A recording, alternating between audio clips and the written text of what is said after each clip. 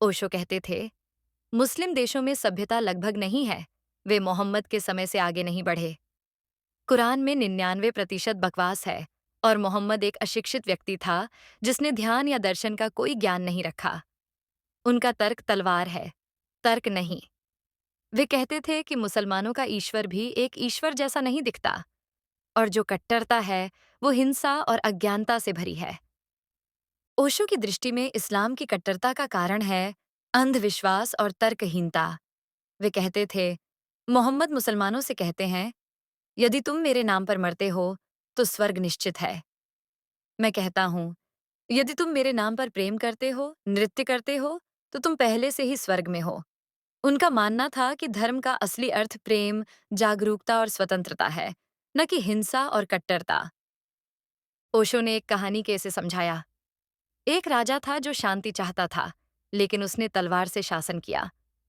तलवार से शांति नहीं आती, केवल प्रेम और समझ से आती है। धर्म भी ऐसा ही है। जब वो प्रेम और जागरूकता से भरा होता है, तो जीवन संवरता है, लेकिन जब वो कट्टरता में बदल जाता है, तो वो विनाश लाता है। इसलिए इस्लाम में सुधार तभी संभव है जब लोग कुरान के आध्यात्मिक सार को समझें, तर्क और प्रेम को अपनाएं और कट्टरता को त्याग दें। तभी धर्म जीवन को संवारने वाला बन सकता है, न कि विभाजन और हिंसा का कारण। एक फकीर बहुत अकेला था। एक रात उसने सपना देखा कि वो भगवान से मिलता है और उसे देखकर हैरान हो जाता है कि भगवान खुद भी बहुत अकेले हैं। फकीर भगवान से पूछता है, तुम भी अकेले क्यों हो? तुम्हारे तो कई भक्त हैं, वे कहाँ हैं? भगवान ने जवाब दिया, मैं हमेशा अकेला रहा हूं और इसलिए जो व्यक्ति पूरी तरह से अकेला हो जाता है, वही मुझे अनुभव कर पाता है। जहां तक तुम्हारे दूसरे सवाल का सवाल है, जो भक्त और धार्मिक लोग हैं, वे कभी भी मेरे साथ नहीं रहे। कोई राम के साथ है, कोई कृष्ण के साथ, कोई मोहम्मद या महावीर के साथ है, लेकिन वे सब मेरे साथ नहीं हैं। मैं हमेशा अकेला रहा हूं और इसलिए जो कोई भी किसी से जुड़ा नहीं होता, जो पूरी तरह से अकेला होता है, वही मेरे साथ है। ये सुनकर फकीर पूरी तरह से हिल गया और आधी रात में डरते डरते मेरी तरफ दौड़ा और मुझसे पूछा, ऐसे सपने का क्या अर्थ है? मैंने कहा, अगर यह सिर्फ सपना होता तो मैं इसका कोई मतलब निकालता, लेकिन यह सत्य था। क्या सत्य का कोई अर्थ ढूंढना जरूरी है? अपनी आंखें खोलो और देखो। जो लोग हिंदू, मुस्लिम, बौद्ध या ईसाई हैं, क्योंकि उनके पास एक विरासत के रूप में धर्म है, वे असली धार्मिक नहीं हैं। धर्म केवल एक ही हो सकता है। इंसान द्वारा बनाए गए सीमाएं धार्मिक मन के लिए सच्ची नहीं होती। जब सत्य का अनुभव होता है, तो न कोई संप्रदाय होता है, न कोई शास्त्र और न कोई समूह। जब कोई अनुभव करता है, तो वो कहीं से भी बंधा नहीं होता। कैसे एक निर्बाध के लिए कोई सीमा हो सकती है? एक निर्वाणी के लिए कोई सिद्धांत कैसे हो सकता है? शून्य में मंदिर या मस्जिद कहाँ हो सकती है? और अंत में जो बचता है वही भगवान है। ओशो के इस विचार में एक गहरी सच्चाई है। उन्होंने धार्मिक सीमाओं, पंथों और ग्रंथों के माध्यम से बंधे हुए समाज को ये समझाने की कोशिश की कि सत्य या भगवान कभी भी किसी धार्मिक पहचान या संस्थान से बंधे नहीं होते। असली धर्म केवल एक आंतरिक अनुभव है जो व्यक्ति को उसकी आंतरिक यात्रा के माध्यम से मिलता है। वो व्यक्ति जो हर बाहरी पहचान और पंथ से मुक्त होकर अपने सत्य को देखता है, वही वास्तविक धार्मिकता को अनुभव करता है। ओशो, जिनके विचारों ने न केवल भारत में बल्कि दुनिया भर में एक नई आध्यात्मिक क्रांति को जन्म दिया, ने धर्म, समाज, मनुष्य और अस्तित्व के रहस्यों को एक नई दृष्टि से देखा। उनके विचार, उनके उपदेश और उनकी बातें उन लोगों के लिए एक गहरी चुनौती बन गई थीं, जो धार्मिकता, कर्मकांडों और अंधविश्वास में बंधे हुए थे। ओशो का कहना था कि किसी भी धर्म के मूल में मानवता और प्रेम होना चाहिए, न कि विभाजन और हिंसा। उन्होंने धर्मों के संस्थागत रूप को और उनके धार्मिक नेताओं की भूमिका को भी कठोर आलोचना की, जो समाज को सिर्फ डर, भय और हिंसा का शिक्षा देने में लगे थे।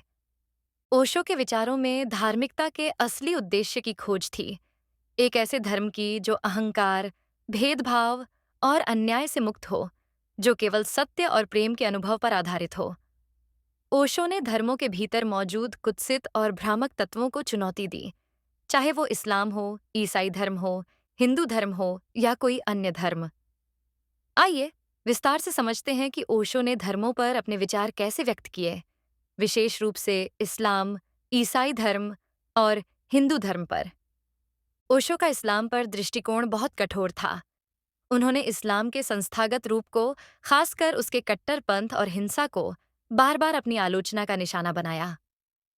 ओशो के अनुसार इस्लाम में एक गहरी आध्यात्मिक शक्ति हो सकती थी, लेकिन ये धर्म अपनी उत्पत्ति के बाद से ही बाहरी रूपों, कर्मकांडों और सामाजिक प्रतिबंधों में बंधकर एक हिंसक रूप में परिवर्तित हो गया।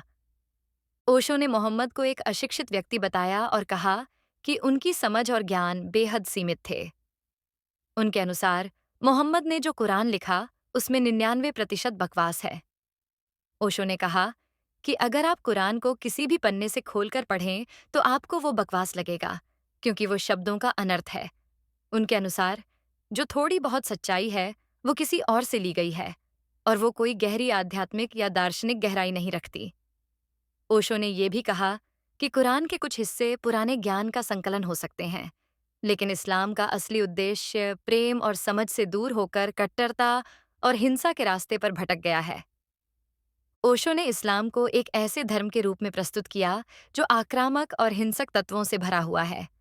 उन्होंने कहा, मुसलमानों का ईश्वर भी एक ईश्वर जैसा नहीं दिखता, और जो कट्टरता है वो हिंसा और अज्ञानता से भरी है। उनका मानना था कि इस्लाम की हिंसा का कारण उसके अंदर की गहरी अज्ञानता और तर्कहीनता है। ओशो का यह भी मानना था कि जब तक मुसलमान प्रेम और ध्यान के रास्ते पर नहीं चलते, तब तक इस्लाम में कोई सुधार संभव नहीं है। ओशो ने यह सुझाव दिया कि इस्लाम में सुधार तभी संभव है जब लोग कुरान के आध्यात्मिक सार को समझें, तर्क और प्रेम को अपनाएं और कट्टरता को त्याग दें। वे ये कहते थे कि धर्म का असली रूप प्रेम, जागरूकता और स्वतंत्रता है, न कि हिंसा और कट्टरता। ओशो के अनुसार धर्म का वास्तविक उद्देश्य आत्मज्ञान और आंतरिक शांति की प्राप्ति है, न कि बाहरी आक्रमण और संघर्ष। ईसाई धर्म के बारे में ओशो का दृष्टिकोण भी बेहद तीव्र और चुनौतीपूर्ण था। उन्होंने ईसाई धर्म की बाहरी रूपों और उसके भीतर पाई जाने वाली हिंसा और संघर्षों की आलोचना की। ओशो का कहना था कि ईसाई धर्म ने प्रेम का प्रचार किया, लेकिन स्वयं ईसाई धर्म के अनुयायी ही प्रेम के असली अर्थ को नहीं समझ पाए। ओशो ने कहा, ईसाई धर्म प्रेम का प्रचार करता है, लेकिन उसने दुनिया में सबसे ज्यादा लोगों की हत्या की है। ओशो का मानना था कि ईसाई धर्म के प्रचारक और अनुयायी युद्धों और संघर्षों के द्वारा अपने धर्म को फैलाने की कोशिश करते हैं, जबकि असली प्रेम शांति और सहानुभूति में होता है।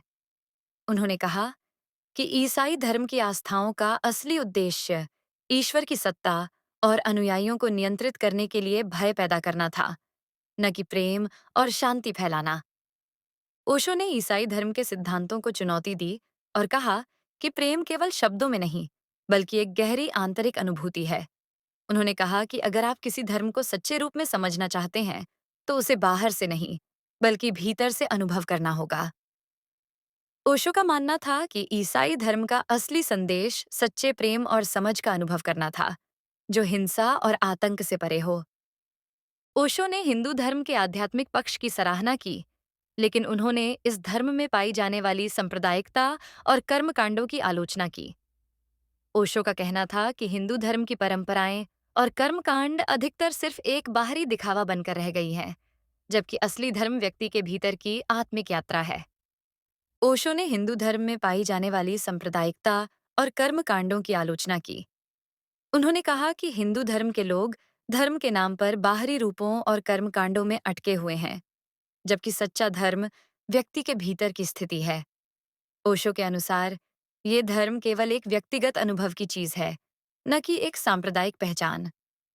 उन्होंने कहा कि धर्म एक अंदर की यात्रा है जो व्यक्ति को अपनी आत्मा के निकट ले जाती है। उन्होंने ये भी कहा कि कोई भी धार्मिक अनुष्ठान या पूजा किसी व्यक्ति को सत्य के निकट नहीं ले जा सकती, अगर वो व्यक्ति स्वयं आंतरिक अनुभव की तलाश में न हो। ओशो ने हिंदू धर्म की ध्यान परंपरा और योग के माध्यम से आत्मज्ञान प्राप्त करने की प्रक्रिया को स्वीकार किया, लेकिन साथ ही ये चेतावनी दी कि इन्हें केवल एक पंथ या धर्म से जोड़कर न देखें। ओशो का कहना था कि ध्यान और योग केवल एक साधना का तरीका है, न कि किसी विशेष धार्मिक पहचान का हिस्सा। ध्यान और आत्मज्ञान की यात्रा हर व्यक्ति की व्यक्तिगत यात्रा होनी चाहिए, न कि किसी धर्म या संप्रदाय के बंधन में। ओशो ने बौद्ध धर्म और जैन धर्म की ध्यान विधियों की सराहना की, लेकिन इन धर्मों को भी उन्होंने किसी संप्रदाय के रूप में स्थापित करने के खिलाफ चेतावनी दी। ओशो के अनुसार इन धर्मों की ध्यान और अहिंसा की पद्धतियां बहुत सशक्त थीं, लेकिन जब तक वे किसी पंथ या धर्म से जुड़ी रहेंगी, तब तक वे अपने असली उद्देश्य को प्राप्त नहीं कर सकेंगी। ओशो का कहना था कि बौद्ध धर्म और जैन धर्म का असली उद्देश्य ध्यान और आत्मज्ञान प्राप्त करना था, न कि किसी पंथ या धर्म के हिस्से के रूप में रहना। उन्होंने कहा कि ध्यान किसी विशेष धर्म का हिस्सा नहीं है, बल्कि ये एक व्यक्तिगत साधना का रूप है जो सभी को अपनानी चाहिए। उन्होंने ये स्पष्ट किया कि ध्यान किसी भी धर्म के भीतर हो सकता है, लेकिन वो अंततः एक व्यक्तिगत अनुभव है। ओशो ने धर्मों की आलोचना करते हुए ये कहा कि कोई भी धर्म अगर बाहरी कर्मकांडों, पंथों और संप्रदायों में बंध जाए, तो वो अपने मूल उद्देश्य से भटक जाता है। उनका मानना था कि धर्म का असली उद्देश्य केवल आत्मज्ञान और आंतरिक शांति प्राप्त करना है। ओशो ने कहा कि जब व्यक्ति आंतरिक रूप से जागरूक और स्वतंत्र होता है, तो वो किसी भी धार्मिक पहचान, किताब या समूह से परे होता है। धर्म का असली रूप व्यक्ति की आत्मा के भीतर छिपा हुआ है और उसे केवल प्रेम, ध्यान और सत्य के अनुभव से ही पाया जा सकता है।